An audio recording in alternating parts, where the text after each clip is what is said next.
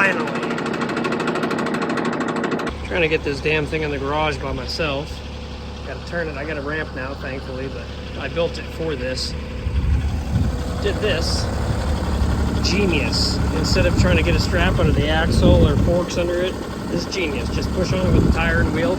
Ain't gonna do nothing to that bumper in the cover. Welcome back to Heisey Motors. I'm your host, Riley, and we're back on the Chevelle today.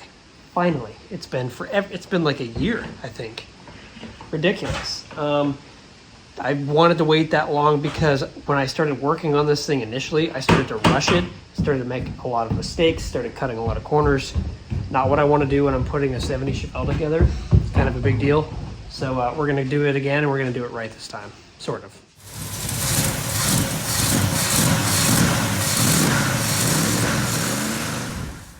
All right, where did I leave off at?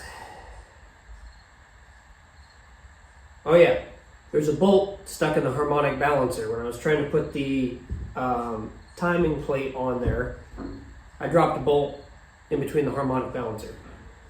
So we need to get that thing out before we even try to start this, because it'll just and tear some stuff up or get thrown somewhere and hit me in the eye. So we'll do that first thing, and then check our wiring, I think. Make sure it's all good to go. I don't know how well you guys can see up in here, but there's that bolt sticking right in the harmonic balancer, and I've been trying to get this damn thing out for forever.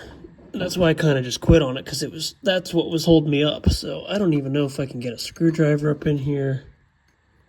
No. I'll probably have to get my air hose up in here and hit it, see what I can do with it. I need to build a box for that. That thing is loud as shit in here. I don't have any insulation, but I should build a little isolation box for it. All right, I think what I'm gonna do here is I'm gonna jack the front of this car up enough to where it like seriously tips that harmonic balancer back to give me the best chance to drop that bolt back towards the oil pan. And then I think what we're gonna try to do is tie a slip knot, get it up onto that bolt, and just yank it up, because it's gotta come up through the top of the harmonic balancer. There's no way to get it out on the bottom because it's such a small channel there. More fun already. I just started. That's probably why I quit working on it, 100%. See if I can learn how to tie a slip knot and get this damn bolt out of here so we can move on with our lives. I'm sure this is going to be challenging. The bolt's really not in a good spot. Yeah, the problem is you're going through such a small hole right here that this pinches this down. Doesn't give you a big enough loop. But if I can tilt that bolt up, we might be able to do it. I also can't turn this loop when it's up in there. All right, let's try something like that. There we go.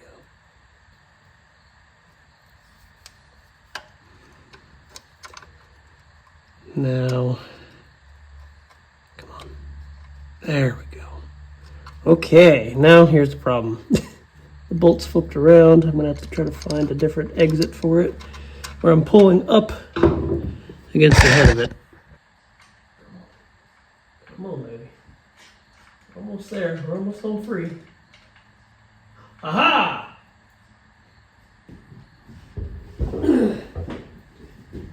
Success!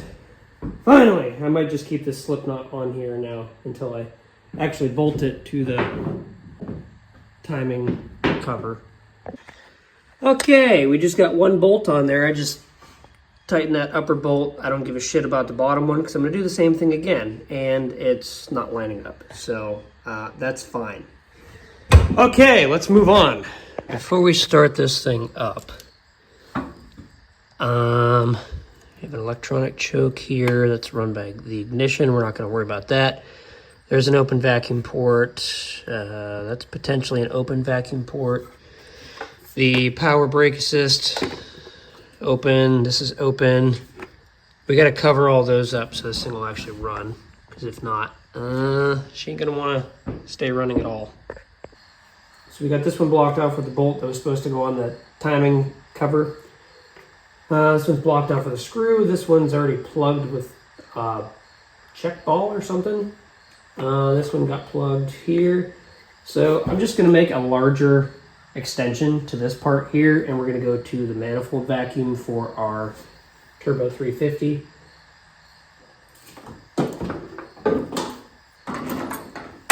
I'd love to know exactly what it is, so I can maybe build off of it or tear it all down and do something else.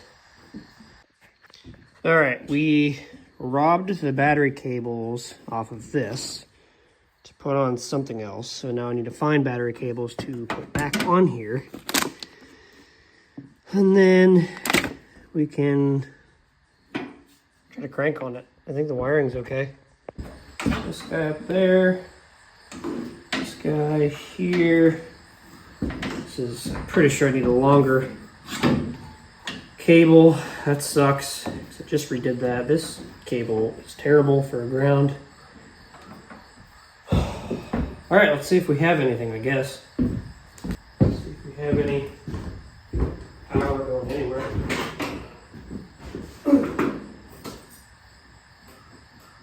Nothing. Okay. Let's see what we have going on. All right. It's all, I didn't touch anything else. That's wired correctly to the ignition. Starter's hooked up right. I checked that 4 times. I wonder if it's this. Let's try that. Let's see what's going on here. Well, I heard sparkles. That might be it. All right, well, that was it. So let's get that connected correctly. All right, we got a good solid connection there. We're hooked up to our hot junction block. Let's see if it cranks now. Hell yeah. I don't like the sound of that starter. That's kind of concerning. Sounds like there's some interference there. It should be a direct bolt-in. I'm gonna get under there and check that. I mean, the starter looks okay. Can't really get up under there to see. So we're gonna do the right thing and add a bunch of gas to it and see if it'll pop off. Just gonna fill the bowl here and let it run.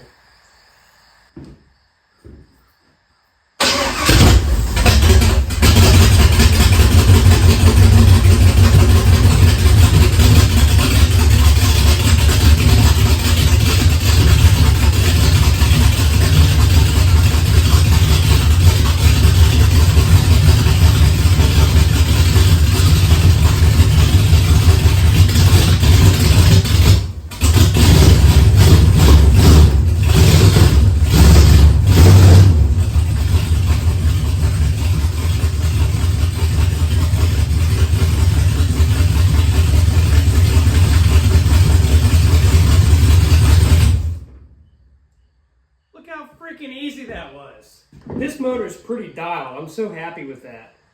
All right, now we have to do smart things like, make sure the motor is bolted down because it's not. I'm just crawling under here. I wonder where that's leaking from. Transmission. All right, car's up. Let's investigate this leak. And I should probably grab a rag to clean it up. Stupid. I bet you it's that oil line to the gauge. Pretty sure. That's the oil filter. What the hell?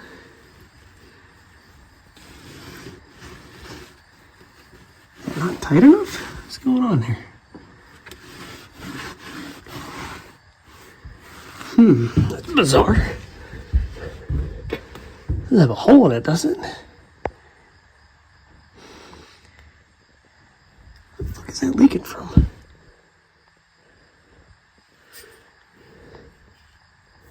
No, it's not the oil line. Boy, that's weird. Oh, you know what? I think that's got a hole in it. Son of a bitch. Tighten your motor mounts before you put on your headers. Why, oh why I didn't do that. That was kind of a fight. I don't know how tight the passenger side is. It might be okay. Might not be. Might have to readdress it. First things first, we need a new oil filter because somehow this one got smashed and cracked and there's like a little pinhole in it, just weeping oil everywhere. So I have to change that and try not to dump too much oil out so I don't have to completely change the oil because it's brand new oil. That was kind of dumb. How did that even happen? I don't understand. I put it on with an oil filter wrench. To the parts store I go. All right, here's a breather. Hopefully that's the right one. Good. One. There. Come on. It would be if I lubed it up at all. I'll hit it on there and should be okay. That's a tight fit though. Jesus. All right, we got the PCV line mounted and run. I think it's a little too long. I might like to see a little bit less of that. A little different of an angle, but it'll work. Got the fan going because it's going to be like 85 or something today, so it's already getting pretty hot. Fun stuff. Okay, we got a new oil filter in here. That's all tightened up. Should be good to go. I'm going to try to fire it up again and make some noise here. Hopefully it doesn't leak. So I fired it back up after putting in the oil filter and some new oil. And right now it's at an angle, so it's reading low. It should read correct, theoretically, because I didn't lose that much oil. But it's like knocking. And it's not like a rod knock. It's like something's interfering, and I'm not sure what that would be. All right, we're going to start it up here again. Just listen to this.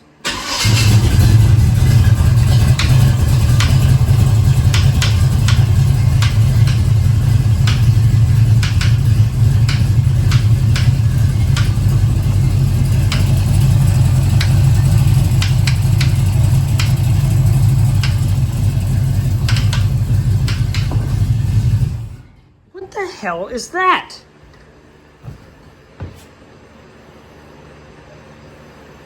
Makes no sense.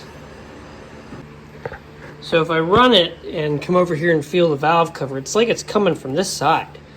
So I don't know if we got something stuck or bent. What the hell is going on? It's very bizarre. So I'm going to take the valve covers off and inspect the gate myself and then fire it up and check it out again. I think my dad's going to come by and try to give me a hand with this because I just, no idea. Just quickly checking. That oil does not look right. That shouldn't look like that at all. It's so milky.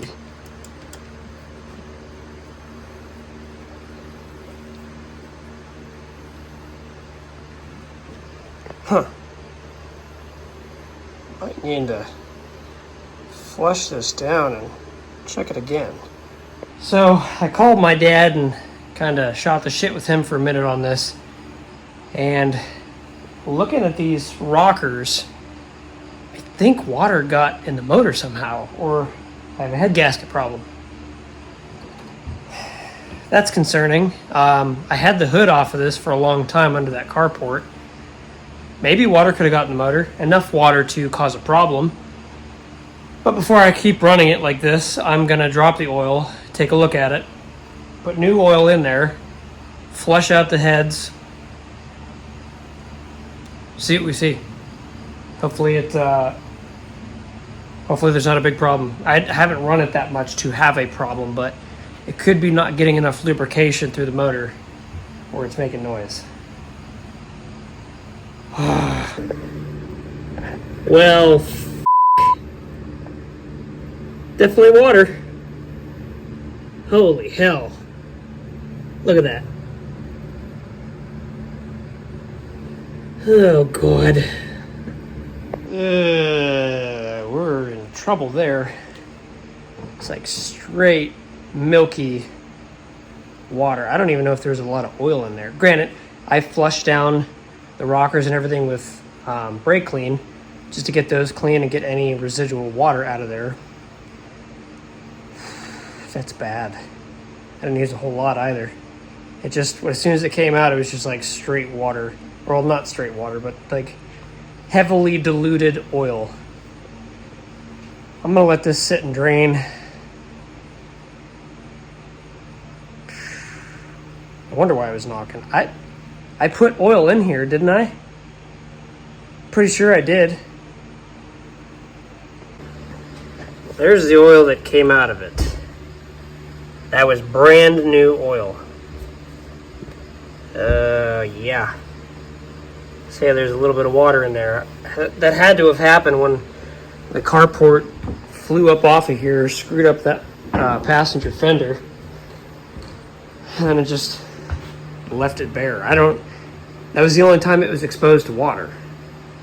So, damn. Alright, well, I'm going to do an oil change here and put some nice fresh stuff in there, see what happens.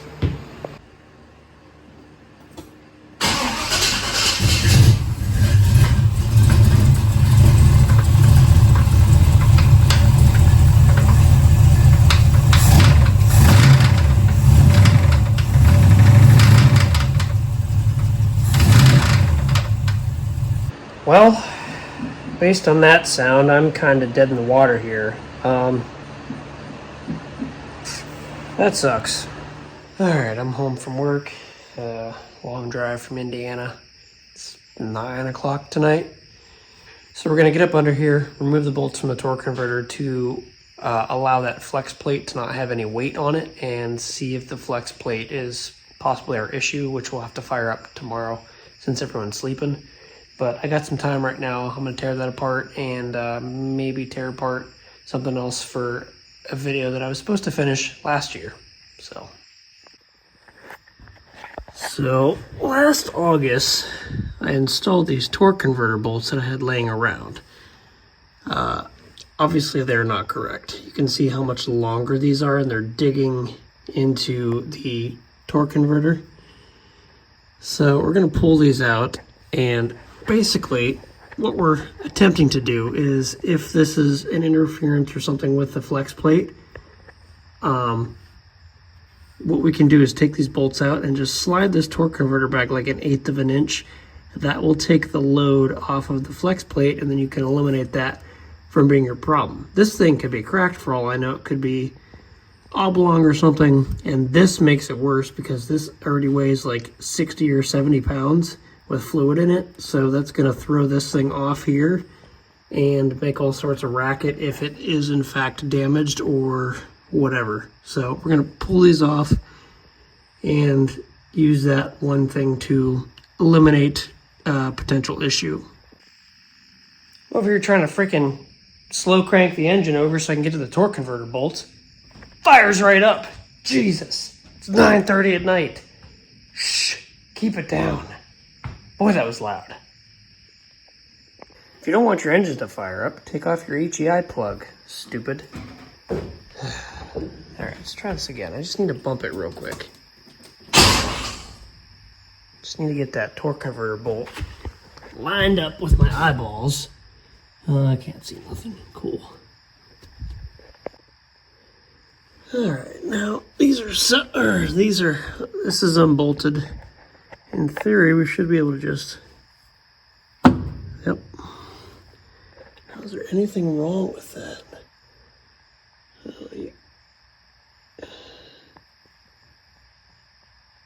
Not that I see. There's no interference. Oh, not looking good.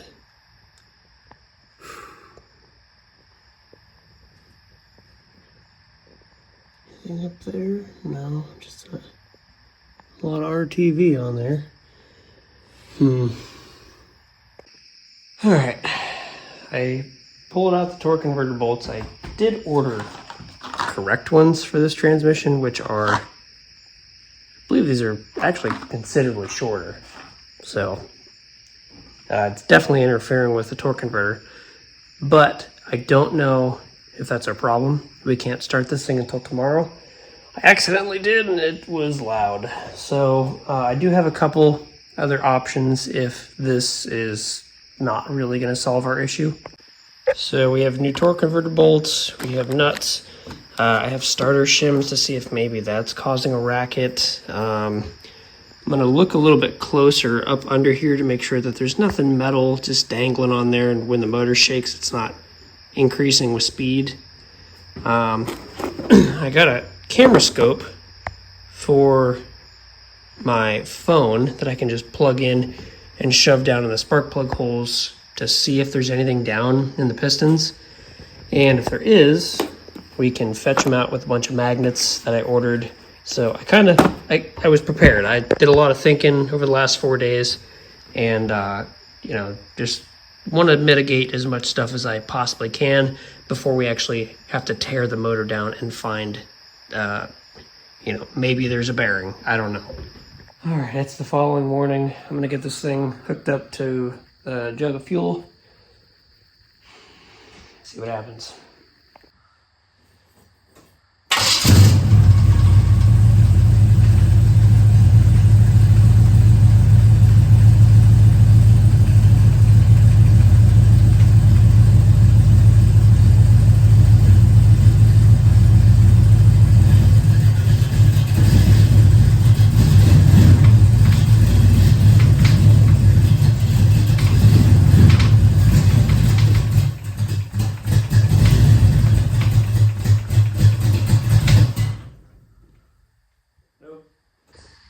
So as I mentioned earlier, I have this little endoscope, plugs right into my phone. Little camera with an LED on it. So I'm gonna start pulling spark plugs and see if I can find anything without pulling the motor down. I don't want to go that far yet. So I pulled out, what is it, number 5? That's what that looks like. Is that from interference? Because I know that I gapped these when I put them in. That cylinder wasn't firing at all. There's no way it was firing. So let's check that. For shits and giggles, I'm gonna pull the other side because now I kind of don't trust it.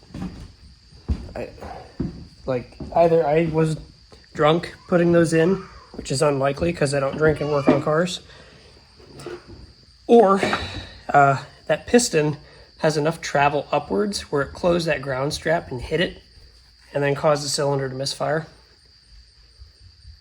Which is also a problem, because that would mean the main bearings are completely worn, or that arm is just dead.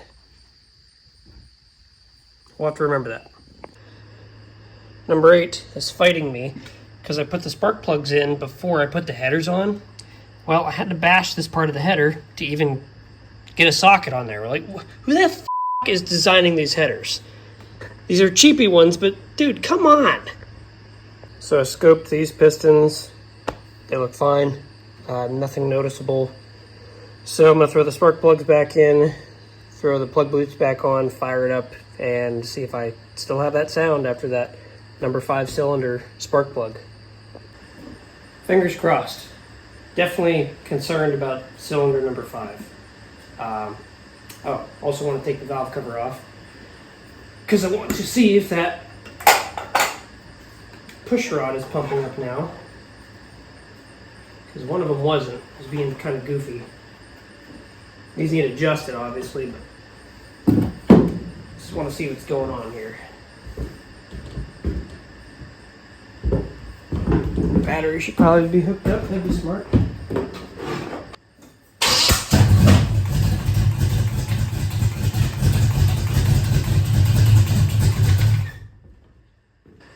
Put these valve covers on just so I don't make a mess right now. If it fires, then we'll look into it.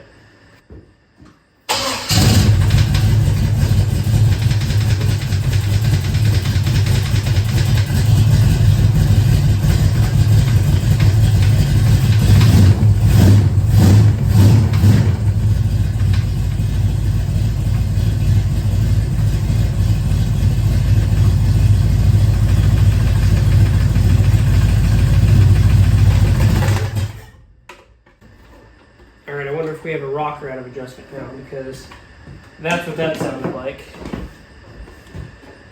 So now it got more consistent with idle. So one of these rockers could potentially be out of adjustment. Also, I don't really understand why it's not staying running.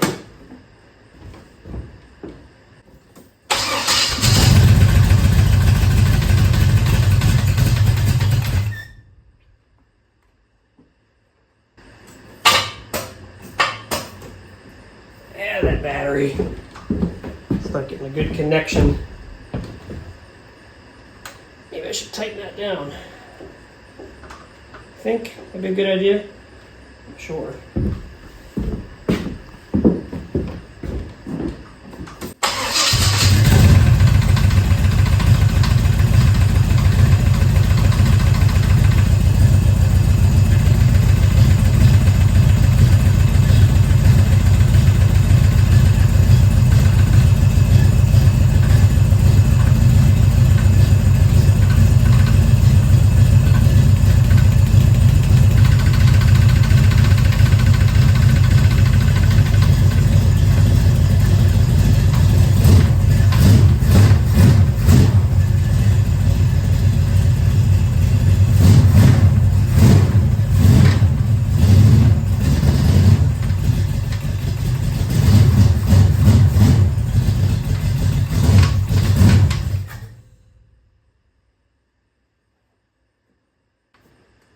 This guy's not pumping up. That's concerning.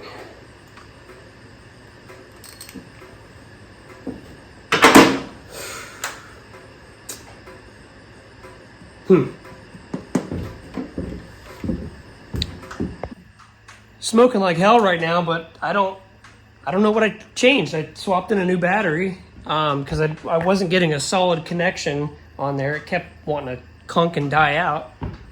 Maybe that was part of the problem, but I loosened up this rocker arm here and you could hear it pretty consistently.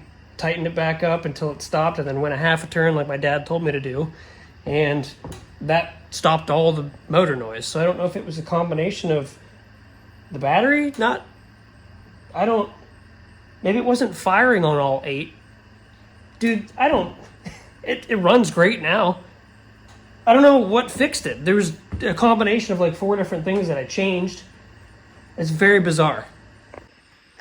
Motor sounds beautiful right now. I am concerned about this rocker. First of all, I loosened it up quite a bit. Gonna tighten that actually a little bit more.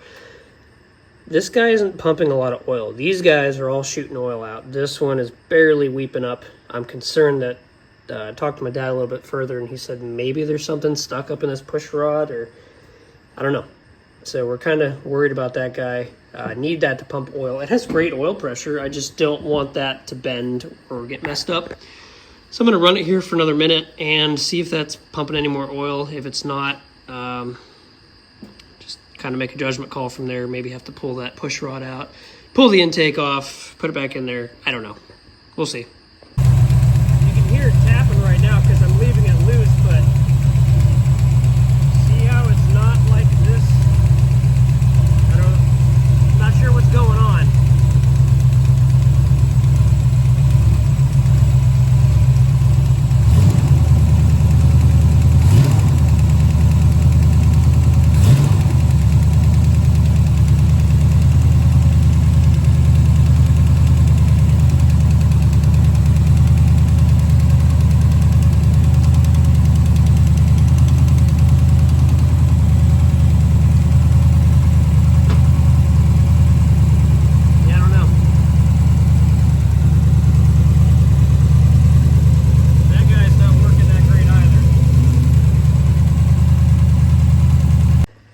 So all of these ones look fantastic, but I still want to adjust them just to make sure that nothing crazy is going on.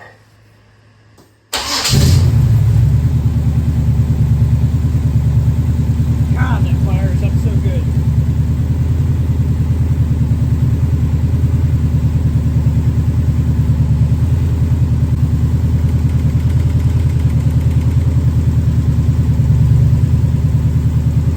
Fire it up again. See how it sounds.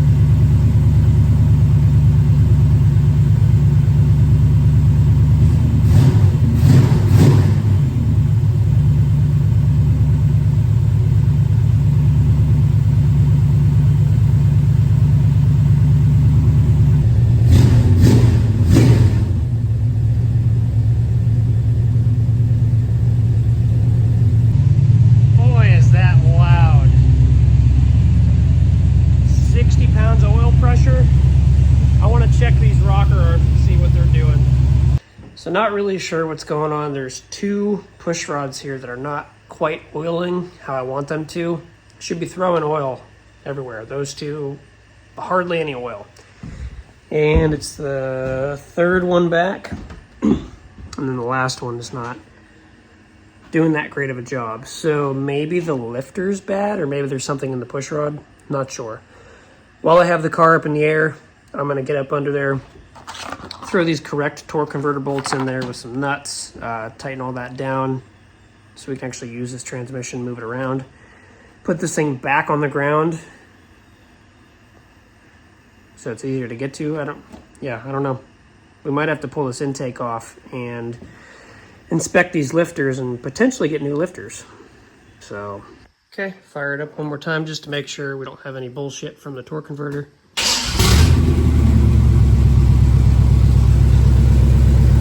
Runs beautiful.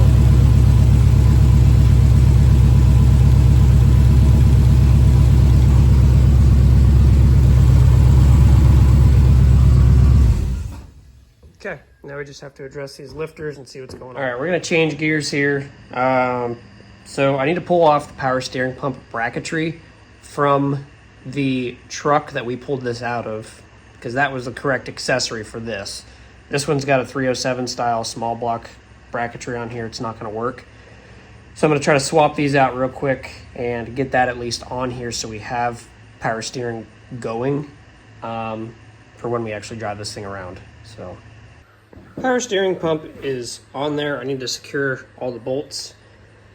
I really didn't need to bend that line. I'm kind of annoyed that I did because it wasn't necessary. I could have just looped this guy around here. I don't know how I had this clocked, but it was just super wrong. I just couldn't figure it out. But when I finally got it after I had it all clearanced and I pivoted this thing up, it didn't need to be bent after all. So I'm kind of a dumbass. But I'm going to secure the bolts on this guy, get this in place, and leave that tensioner undone, and figure out the next step. All right, that's on there. Line is on there. Everything's kind of out of the way. I just need to make sure that I get a smaller belt for the power steering. That way I can keep this kind of cocked this way to avoid pinching this line. So that's all good. Right now I have cardboard sitting here. I'm gonna just address this. It looks terrible. Some of the other stuff looks kind of terrible also. Not real thrilled with it being bright ass orange. It just kind of sticks out. I think they look better black, so I'm gonna fog all this stuff black. Try to blend it in a little bit more and just put the attention at the motor and not at the accessory drive. So